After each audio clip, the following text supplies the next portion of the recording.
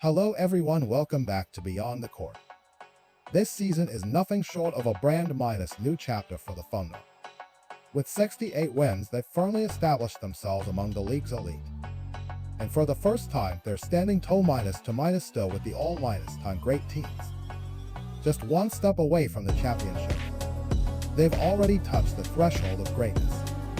And of course, the team's undisputed leader, SGA, is getting closer and closer to that rare era of historic superstars. If you think about it, SG's style relying heavily on drives, contact, and free throws to carry his team is a dying art in today's game.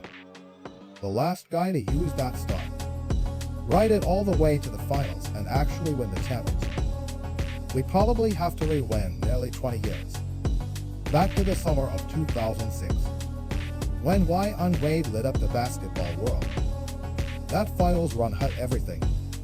Miami down 0-2, then storming back with 4 straight wins.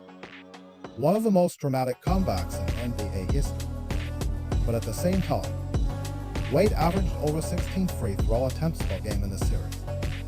And that set off endless debates. Some fans called it foul minus baiting. Others said it was referee protection. Either way, it's a chapter in NBA history that can't be ignored. So what really happened in that 2006 finals? Why was it so controversial, yet so unforgettable? And how should we look at players like Wade back then, and SGA right now, who bend defenses with relentless drives? Today, let's dive deep into the 2006 NBA final. Controversy aside, we can ignore the fact that Wade's offensive arsenal in that series was unstoppable.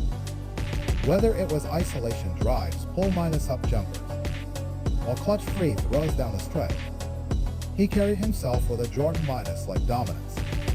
And don't forget, he was only in his third season. To average nearly 35 points on 8 rebounds in the finals. That's almost unheard of in league history. What made it even more impressive was the path both teams took to get there. Miami knocked out the last version of the Pistons going to work core. Dallas went through the Spurs and the Suns, surviving battles that tested every ounce of willpower. So when the finals finally tipped off, everyone expected fireworks. But after 2 games, the Mavericks were up to 0, and Dallas was already mapping out the championship parade route. But history never follows the script. Then 3 changed everything.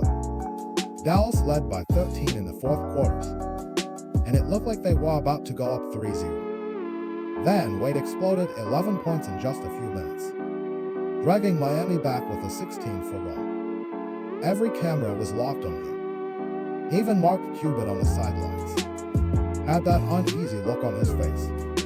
Miami survived, and that comeback lit the fire for the rest of the series. Game 4, Miami dominated.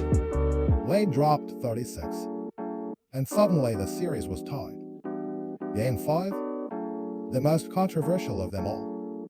Wade went to the line 25 times, exactly the same as the entire Dallas roster combined. But he also put up 43 points.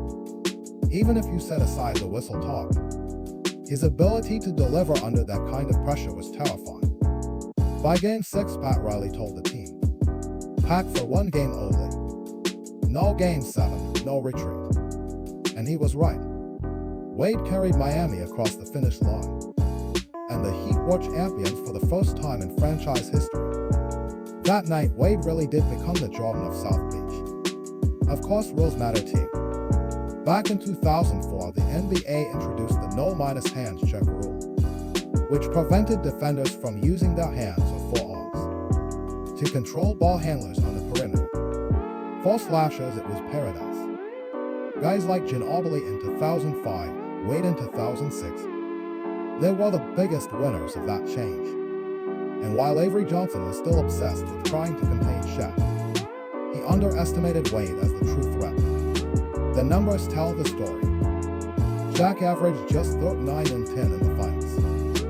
But Wade, he put up historic numbers and walked away with Finals MVP. Now let's fast forward to today.